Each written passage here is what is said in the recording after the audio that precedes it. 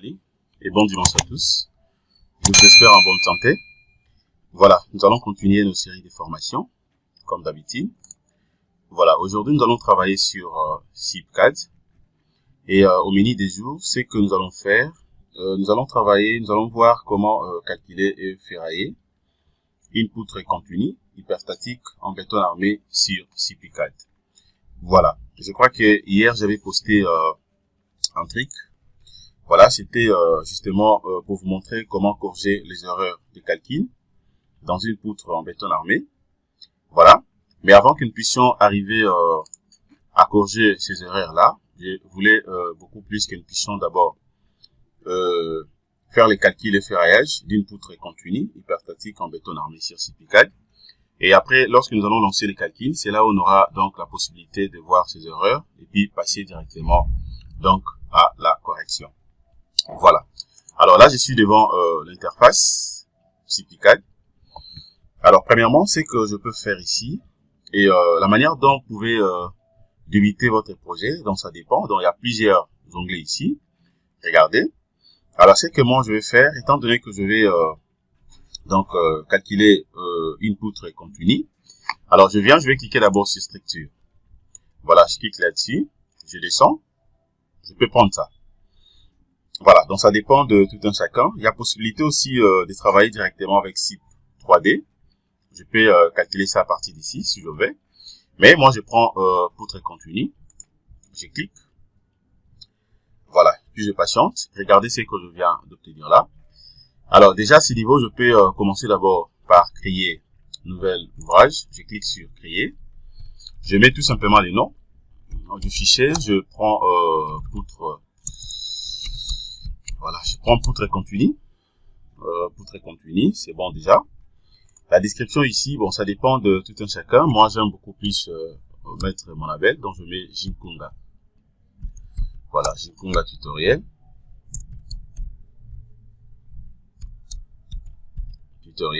Voilà, et puis j'accepte. Une fois accepté, je vais patienter. Je patiente. Voilà. Alors, dès que vous acceptez, donc il y a cette fenêtre qui s'ouvre. Alors, maintenant, qu'est-ce que je fais à ce niveau? Déjà, à ce niveau, vous pouvez faire les choix, par exemple de la norme. Je suis en train de travailler avec, ici vous avez dans le béton, ça dépend de la norme en question que vous voulez peut-être utiliser. Alors, si vous voulez travailler avec HeroCode, c'est juste question de prendre HeroCode. Alors, moi, je vais travailler avec Bael 91. Prochainement, on pourra faire d'autres formations, là où on pourra utiliser donc l'HeroCode. C'est très, très simple. À ce qui concerne la fondation, je prends toujours la norme DTI 13.12, comme dans Robot Structural Analysis. Et puis, c'est bon, j'accepte. C'est une norme française, hein, donc j'accepte. Voilà, je vais cliquer sur suivant. Je viens directement sur béton. Alors, à ce qui concerne les bétons ici, qu'est-ce que je fais? En fait, ce sont justement de généralités à insérer ici. Déjà, les matériaux, ce qui concerne la fondation, je laisse par défaut comme ça, béton B25. Taille maximale des granulats, je vais augmenter un peu, je prends 25. La nuance d'acier ici, je prends FE 400. Je prends ça partout, FE 400. Voilà, FE 400. Voilà, c'est bon. Je clique sur suivant. Voilà, ce qui concerne les aciers laminés. À ce niveau, je peux ou à ne pas modifier, étant donné que je suis en train de dimensionner une poutre continue. C'est une poutre en béton armé, c'est-à-dire que les aciers laminés, tout là, je n'en ai pas besoin. Donc, je laisse comme ça par défaut. Ça m'importe peu. Voilà, je clique sur suivant également. L'acier formant du froid, tout ça, je laisse par défaut. Voilà, suivant. À ce qui concerne aussi la combinaison. Le béton Bael 91, béton de dans les fondations. Alors bon, la combinaison, ça sera fait donc, je laisse toujours Bael, hein. Je laisse BAL. Si vous voulez vérifier quelques informations à ce que concerne la combinaison, vous voyez, les lits des ruptures, béton de fondation, tout ce qu'on connaît là. Voilà, donc je laisse comme ça. Je laisse par défaut, je vais travailler qu'avec les Bael. Et puis je clique sur suivant. Vous avez maintenant l'hypothèse des charges. L'hypothèse des charges ici, c'est justement pour définir donc vos chargements, hein, c'est-à-dire que comment vous pouvez insérer par exemple les cas de charge et qui pourra vous aider de manière à ce que lorsque vous allez commencer à définir vos chargements, comme on a souvent l'habitude de faire sur Robot Structural Analysis, pour ne pas avoir trop de problèmes. Déjà, dorénavant, dès les débits, vous avez la possibilité donc d'insérer les cas des charges ici. Par exemple, pour la charge permanente, une fois que je clique à côté, voilà, je viens ici sur nouvelle hypothèse. Voilà, ça me donne déjà une description, même aussi une référence. Je peux donc insérer toutes les charges permanentes que je vais donc avoir. Bon, je laisse comme ça par défaut. Je pourrais même modifier au fur et à mesure que je vais procéder. Voilà, process constructive. Voilà, un stade de coffrage. 28 jours. Ou si vous voulez modifier, ça dépend de vous. Je laisse par défaut 28 jours. Voilà, c'est bon. Et puis je vais cliquer sur terminer. Je clique sur terminer, puis je patiente. Et puis regardez ce que je viens d'obtenir. Alors, maintenant, ces niveaux ici, je peux soit commencer directement. Très très bien vraiment les projets. Je suis déjà sur l'interface des poutres continues. Alors, je peux faire quoi ici? Alors, je viens maintenant ici. Je vais cliquer sur poutre continue de l'ouvrage. Je clique, une cette fois. Alors, maintenant, je vais donc ajouter nouvel élément. Je clique. Voilà. Alors, premièrement, je vais insérer quelques informations ici.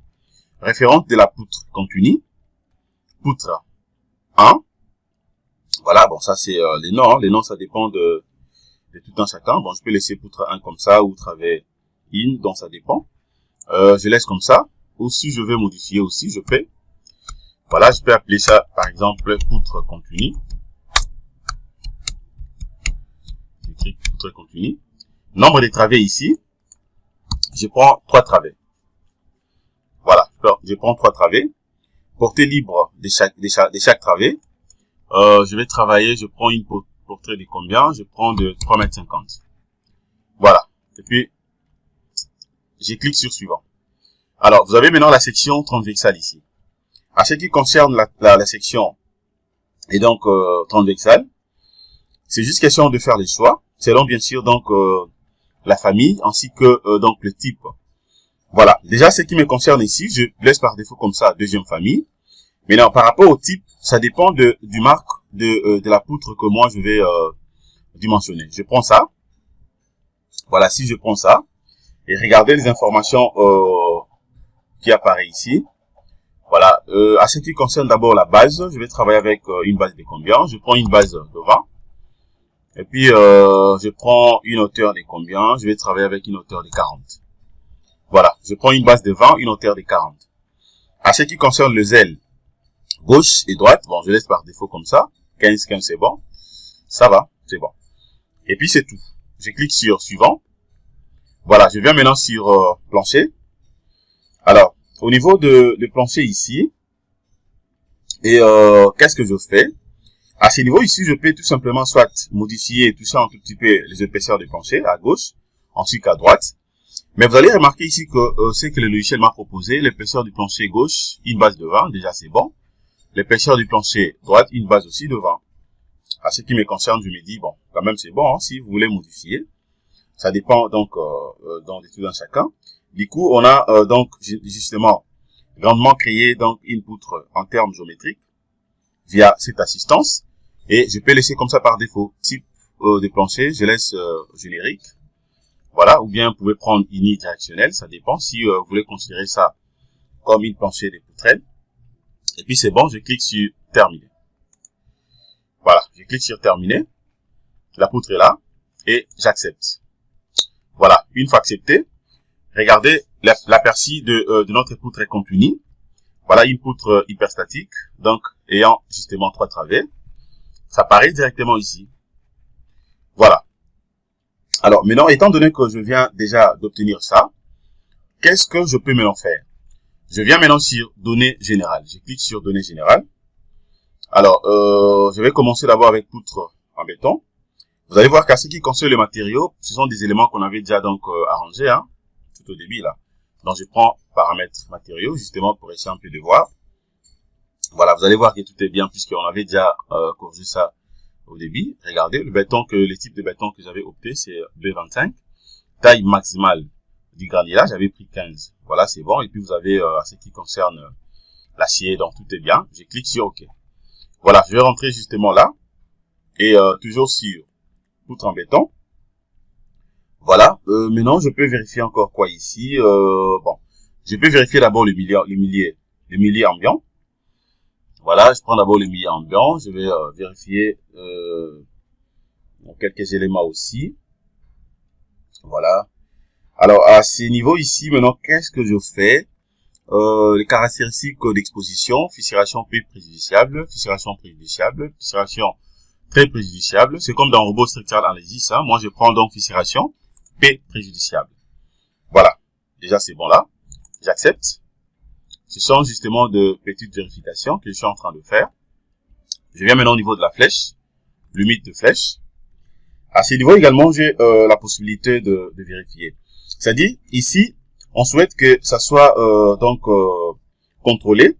Alors, si vous voulez que cela soit contrôlé, c'est juste question de cliquer comme je viens de le faire. Et puis, cliquez sur la flèche, donc la flèche bleue que vous êtes en train de voir ici. Voilà, conditions des conceptions. Je clique comme ça. Et puis, là, j'ai la possibilité donc pour voir justement les critères des normes, bien sûr. Voilà, et à ce qui me concerne, étant donné que je travaille avec Bayel, les critères des normes Bayel est là, donc la limite suivante de flèche seront appliquées. Active à long terme, par type de combinaison d'action. Bon, je laisse comme ça par défaut, c'est bon déjà. Voilà, c'est bon. Alors, je n'ai rien à toucher ici, vu que tout est déjà presque bien fait. Voilà, je ferme. Ok, je ferme. Je rentre encore là sur données générales. Alors, maintenant ici, je peux vérifier aussi le PERT. Si je vais. Voilà, donc, le PERT, c'est justement, c'est pour quantifier ou pour quantitatifier donc l'acier. Donc, quantifier l'acier, si vous voulez. Déjà, par exemple ici, vous savez très bien que lorsqu'on fait les dimensionnements d'un élément en béton armé, il y a donc le pourcentage beaucoup plus à respecter à ce qui concerne le béton, mais aussi l'acier. Donc, vous pouvez le gérer aussi à ce qui concerne donc le PERT que vous êtes en train de voir ici. Voilà. Alors, l'issue de l'étude que nous sommes en train de faire, je me dis, il n'y a rien à modifier ici, donc je laisse comme ça par défaut. C'est juste pour vous montrer les endroits très très capitaux que vous pouvez toucher au fur et à mesure. Vous travaillez sur les logiciels CPCAD. Voilà. Et puis, je ferme. Je ferme, c'est bon. Je rentre toujours là. Alors maintenant, je prends une poutre en acier laminé par exemple. Voilà, bon ici il n'y a rien à toucher, hein, donc c'est juste question de voir. Étant donné que je n'ai pas des aciers laminés, si vous cliquez, donc vous aurez des informations en ce qui concerne l'acier. Donc c'est juste question de venir ici. Donc vous pouvez vous défiler de tout, sauf de rien. Voilà. Voilà, donc tout est là. Donc étant donné que tout est bien. Maintenant, qu'est-ce que je fais? J'ai déjà fini avec le paramétrage à ce qui concerne le poutre en béton. C'est déjà bon à ce niveau. Voilà. Donc à ce niveau, si vous voulez, vous pouvez voir tous les éléments ici. Vous pouvez voir les tout. C'est juste pour essayer un peu de bien comprendre comment le logiciel CPCAD fonctionne. Mais par rapport à l'étude que nous sommes en train de faire des béton l'armée, on peut s'arrêter qu'à ce niveau et puis toucher d'autres éléments qu'on pourra voir ensemble avec vous. Voilà. Alors, maintenant, qu'est-ce que je fais? Je peux maintenant soit définir aussi mes appuis. Et qu'à cela détienne, qu'est-ce que je peux d'abord faire? Alors, je viens maintenant ici, je prends d'abord édition, de la géométrie et des charges de la poutre continue. Sélectionner, bien sûr. Je clique. Voilà. Une fois cliqué, regardez ce que je viens d'obtenir. Il y a aussi cet aperçu qui apparaît. Alors, maintenant, je vais faire comment justement pour définir mes appuis. Alors, si je vais définir mes appuis, je peux faire ceci. Je viens d'abord ici. Je sais très bien que c'est une poutre à 3 travées. Donc, en réalité, à ce qui concerne le nombre d'appuis, j'ai 1, 2, 3, 4 appuis. Alors, je peux commencer par exemple avec soit l'appui de gauche. Je clique ici à gauche. Je clique une seule fois. Dès que je clique, là, vous avez la possibilité donc de voir beaucoup plus la section transversale. Je ferme d'abord. Alors, je viens d'abord au niveau de description de nœud. Voilà, je peux prendre d'abord description de nœud. Je clique. Et puis je clique sur le premier appui. Voilà. Maintenant, le premier appui, je me dis, je peux considérer ça comme quel type d'appui. Et je me dis, le premier, je considère ça comme un appui articulé. Donc, je prends ça. Le P1, je peux mettre le nom. J'écris appui articulé. Voilà, donc je clique appui articulé. À ce qui concerne sa largeur, je prends une largeur de 20 cm. Je prends une largeur de 20 cm. Voilà. Et donc, de 20 cm, déjà, je crois que c'est bon pour moi. Je prends une largeur de 20 cm. Et puis maintenant, qu'est-ce que je fais ici? Déjà, c'est bon là. Articulé, donc c'est vraiment à la limite, hein, de 20 cm. Et puis, j'accepte. Voilà. Une fois accepté, regardez donc, l'appui apparaît déjà à ce niveau. Je peux mettre ça un peu en gras pour voir ça très très bien. Voilà. L'appui est là. Appui articulé que je insérais. Et puis maintenant, je peux continuer. Deuxième appui, je vais cliquer aussi. Bon, je considérerai toujours l'appui. Je prends toujours appui articulé. Appui articulé. Voilà ce qui concerne maintenant sa section. Je prends toujours une base de 20. J'accepte aussi. La référence est répétée. Qu'est-ce que je fais? Voilà, bon, ce qui concerne le nom, je peux mettre ceci. Je mets appui articulé 2. J'accepte. Je crois que c'est bon là. Voilà, troisième. Appui. Articulé 3. Voilà, je prends toujours la largeur de 20. J'accepte aussi. Voilà, ici d'ailleurs je pouvais modifier pour mettre 1. Voilà, je mets ça 1. Ok. Articulé 1, 2 et puis 3. Et puis maintenant de l'autre côté ici, je vais mettre un encastrement. Donc je suppose que le deuxième appui est encastré. Donc à l'extrémité, je peux considérer ça comme un poteau par exemple. Voilà, je prends... Attendez, je vais vérifier bien. Est-ce qu'ici j'ai mis l'encastrement ici?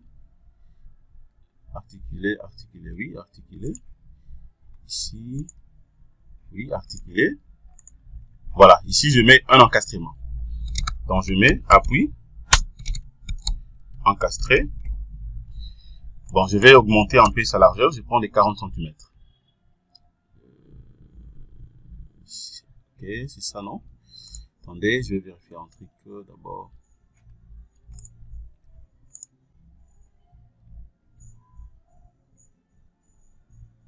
Attends, je vais vérifier un truc. Poteau du dernier niveau. Poteau passant. Ici, c'est quoi? Poteau appuyé.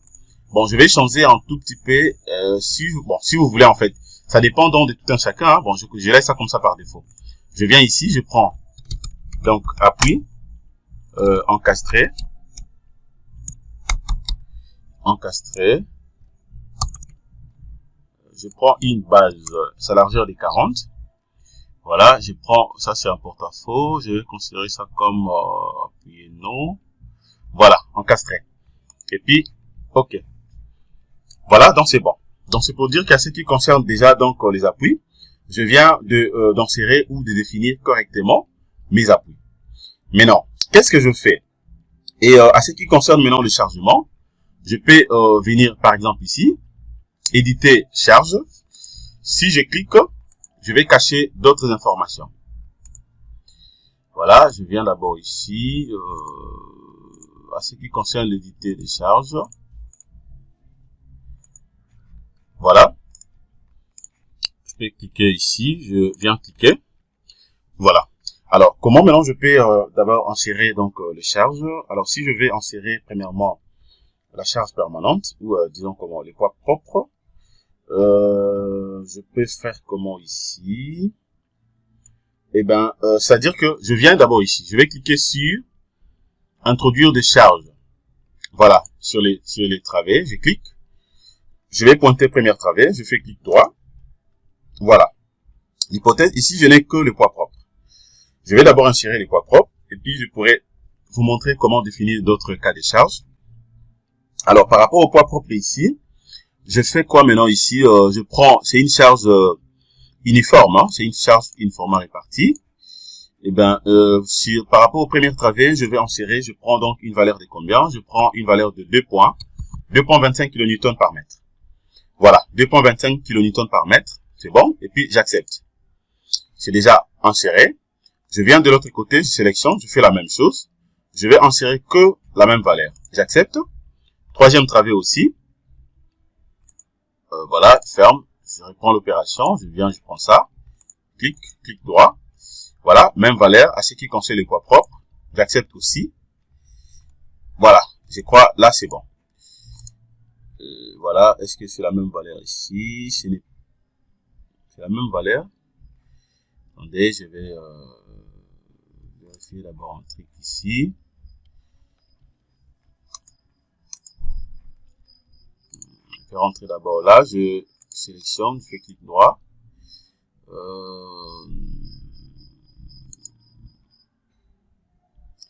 Voilà, c'est que j'allais insérer, ce n'était pas ça. Donc 2,25. 2,25. Voilà, vous avez remarqué ici, je viens d'insérer donc les chargements deux fois. Je vais l'écorger. Vous allez voir comment je vais l'écorger, ou carrément je peux d'abord annuler ici. Bon, j'accepte. J'accepte, mais je vais l'écorger. Je viens d'abord ici, je prends donc données générales, je vais cliquer sur hypothèse de charge. Je viens d'abord sur hypothèse de charge, je vais voir d'abord quelques éléments ici. Ici, il n'y a pas assez de problèmes. Hein. Déjà là, c'est bon. Est-ce qu'il y a des problèmes là-dessus? Non.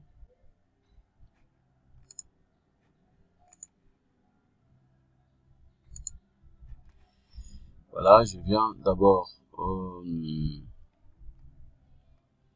Je prends toujours ça. Alors, éditer.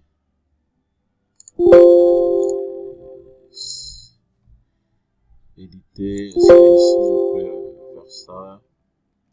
Attendez, donc je suis en train de voir un truc. Voilà. Voilà. Vous avez vu comment je viens de supprimer donc le premier chargement. C'est juste question de venir, vous cliquez, vous prenez ça, effacer charge. Vous venez cliquer sur donc ce chargement.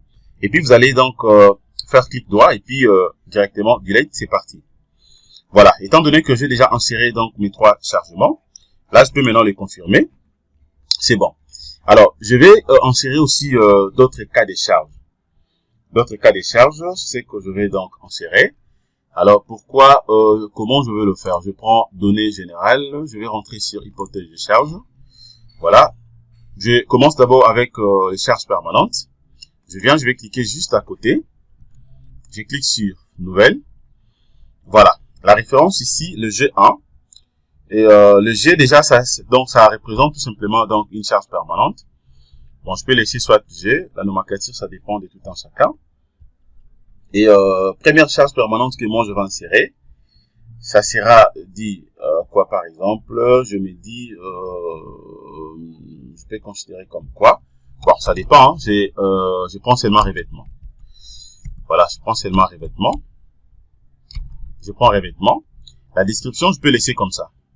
Revêtement. OK. Est-ce qu'il y a encore autre charge que je vais insérer à ce qui concerne les poids propres? Est-ce qu'il y en a encore? Eh ben, je me dis, bon, je prends que les poids propres. J'accepte. Je prends que les revêtements. Charge d'exploitation aussi, je vais insérer. Je prends ça. Les qui. Je mets ça toujours comme ça, qui 1 par exemple. Maintenant, à ce qui concerne les revêtements, disons comment. Ici, je prends donc, ça c'est la charge d'exploitation. Charge d'exploitation. Bon, ça pouvait être dit au poids, peut-être charge d'exploitation d'habitation, d'escalier, tout ce qu'on connaît là. Mais pour ne pas les différencier, étant donné que c'est tout simplement une petite poutre continue, je mets seulement charge d'exploitation. Mais vous comprenez comment est-ce que vous pouvez donc modifier comme vous voulez. Et puis j'accepte aussi. j'accepte ici, et de l'autre côté, c'est bon, j'accepte.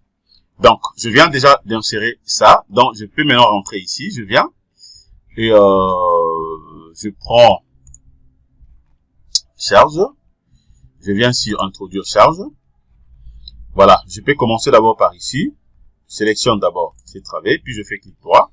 Alors, dès que vous cliquez ici, vous allez voir que les déchargements sont là. Je prends d'abord avec revêtement. Le revêtement, ici, je peux prendre une valeur de combien? Bon, ça dépend, et ben. Et je peux prendre ici une valeur de combien ici? Revêtement. Bon, je prends 1.35.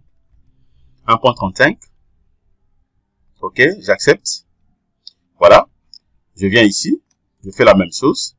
1.35. J'accepte. De l'autre côté, je fais la même chose. 1.35. J'accepte. D'accord. Donc là, je viens d'insérer aussi les poids et propres dit justement au revêtement. Si vous voulez insérer aussi d'autres types de poids propres, par exemple, si vous voulez considérer aussi les poids soit du plancher et sur la poutre, c'est juste question d'insérer. À ce qui me concerne, j'ai pris que des exemples pour les charges permanentes. Alors maintenant, je peux passer, je viens toujours là, sélectionne, clic droit. Maintenant, je prends la charge d'exploitation. Pour la charge d'exploitation, je vais faire la même chose. Alors, la charge d'exploitation, je me dis, la portée ici est de combien? J'ai une portée de 35. Attendez, je vais faire un petit calcul ici. Calculatrice. 35. Voilà. Donc, ça fait 3,5 mètres. Si je prends x3, ça me fait 10,5 mètres, puisque j'ai 3 portées. Ça me fait donc 10,5 mètres. Voilà. Et avec donc les 150 kg par mètre carré, et en habitation, bien sûr. Donc, par exemple, on doit être donc à 600 kg par mètre linéaire. Et voilà, si je prends ça et que... Attendez, je suis en train de vérifier un truc là. 600. Si je prends d'abord 4 et que je prenais avec ça, ça fait 6. Et tandis que si je prends 3.5 fois 3, je multiplie par ça 50. Voilà, donc ça fait 1575 kg par mètre. Donc ça me fait donc 15 kN par mètre. Ça fait 15.75. Donc je prends seulement 15.75 kN par mètre, mais je prends seulement 15 kN par mètre. Et donc c'est ce que je vais insérer ici. Je prends 15 kN par mètre comme charge d'exploitation. C'est que j'ai considéré ici. Et puis j'accepte. OK, j'accepte, c'est bon. Je viens ici, je fais la même chose. J'accepte aussi. De l'autre côté, voilà, clic, la même chose. Attention, il faut mettre 15, hein, 15. OK, j'accepte, c'est bon. Non, il y a une erreur. Ce que j'ai inséré ici, ce n'est pas une charge d'exploitation. Pour effacer, je prends ça. Je viens, je clique. Et puis, voilà, c'est parti. Je continue, je vais reprendre l'opération.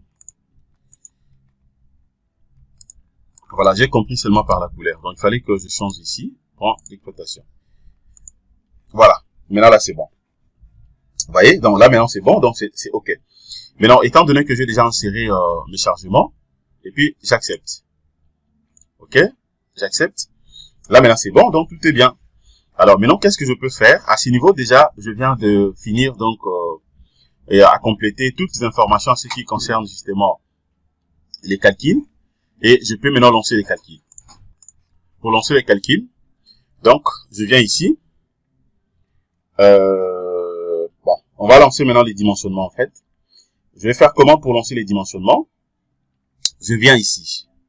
Voilà, je vais cliquer sur vérifier d'abord. Voilà, il y a déjà un message qui apparaît.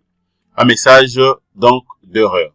Les armatures longitudinales supérieures et inférieures n'ont pas été introduits dans lame sur toute donc la longueur du tronçon. Voilà. Donc j'accepte d'abord. J'accepte. Et puis je peux maintenant donc l'introduire. Je prends d'abord données générales. À ce niveau ici, je peux prendre quoi? Je prends l'option. Tableau d'armature de la poutre, tableau d'armature dans les poutres de fondation. Bon, je vérifie d'abord ici. Vous avez acheté 10. Voilà, donc vous avez même la forme, tout là. Armature longitudinale transversale, ainsi de suite. Voilà, bon ici il n'y a pas des éléments modifiés. J'accepte d'abord. Vérifie de l'autre côté aussi ce qu'il y a. J'accepte, c'est bon. Il y a les armatures tableau ayant tout là. Ok. Et puis troisième section transversale ici. Voilà, j'ai un peu de voir l'espacement, tout est fixé par défaut. Moi je pourrais voir si je vais modifier après. Porte-cadre, armature d'épaule aussi, donc tout est là, les plans, tout est là. Puis quoi ici, c'est bon. Ok. Je viens ici, je vais cliquer sur dimensionnement. Je peux le cliquer soit ici, c'est la même chose, donc je peux prendre ça, ou carrément il y a un raccourci ici. Je clique sur dimensionner. Voilà. Et puis je vais patienter. Voilà, il y a déjà un message qui apparaît. Il y a des erreurs de vérification. Voilà, donc c'est ce que je voulais pour nous ramener directement donc à notre deuxième formation et la formation que je sais que j'avais postée hier sur comment corriger les erreurs des calculs dans une poutre et donc continue en béton armé, c'est qu'on verra dès qu'on finit cette formation. Voilà, là maintenant je peux d'abord accepter. Le message est là, donc j'accepte. Et voulez-vous voir la liste complète de vérifications effectuées? J'accepte oui. Et puis je vais patienter. Je patiente. Voilà. Et vous avez donc un annexe qui apparaît ici avec toutes les informations possibles, la description ainsi de suite. Regardez par exemple ici. Voilà, vous allez voir qu'il y a d'autres éléments, c'est en rouge. Et avec le message qui apparaît, voilà, je vérifie d'abord, je vais voir là où il y a des erreurs. À ce niveau, il n'y a pas de problème. Je descends rapidement. Il n'y a pas de problème. Partout là, c'est OK. Vous allez voir que ça serait donc en rouge. Je descends rapidement. Je descends également ici. Là, c'est OK, OK. Voilà, je suis en train de vérifier rapidement. C'est OK. Descendez encore. Je descends rapidement. Voilà. Déjà, ici, il y a un problème. Il y a un problème. Armature minimale et maximale. Baïel 91, c'est barré. Alors, je vais vérifier ici. Donc, la flexion positive autour de l'axe X. Dans les poutres soumises à la flexion simple composée, les armatures longitudinales de traction doivent avoir une aire supérieure à, voilà. Donc, c'est par rapport à cet intervalle ici. Donc, ça fait 1,57 cm² qui est supérieur ou égal à 1. Normalement, ça devait être supérieur, mais là, ça sort un peu inférieur à 1,91. Donc, ce n'est pas, la condition n'est pas vérifiée. Déjà, là, il y a un problème. Premièrement, et puis, je continue pour voir. Ici également. Voilà, c'est presque la même chose. On va un peu partout là.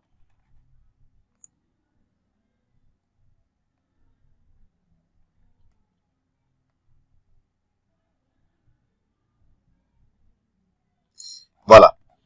Et donc, je ferme d'abord. Regardez ici, donc. Et ce que vous êtes en train de voir en rouge ici, donc c'est là où il y a des problèmes que nous sommes obligés donc de corriger. C'est beaucoup plus au niveau de des appuis. Regardez, donc nous allons donc les corriger rapidement. Voilà. Et vous allez remarquer que à ce qui concerne les erreurs, en fait, Supicad donc donne la plusieurs possibilités de corriger les erreurs. Ça peut arriver que, par exemple, si c'était à ce niveau, il peut encercler ça. Vous aurez donc sous forme de rouge ici, il y aura donc justement quoi, un truc comme de cercle en rouge qui pourra vous indiquer si les problèmes se résident au niveau de la flèche. Et il y a aussi possibilité de corriger directement cette flèche-là. Voilà. Et si aussi les problèmes se retrouvent, par exemple au niveau, il y a une erreur au niveau des crosses par compression, d'armature par exemple. Donc il va justement vous indiquer l'endroit et aussi le type d'erreur que vous allez corriger rapidement. Voilà. Et donc voilà en fait ce que je voulais vous montrer à ce qui concerne les calculs et le ferraillage déjà dans une poutre continue. Regardez, donc vous avez tous les éléments. Alors je peux d'abord venir ici, je prends armature, voilà. Donc c'est la même chose ici. Regardez, donc l'élément est là.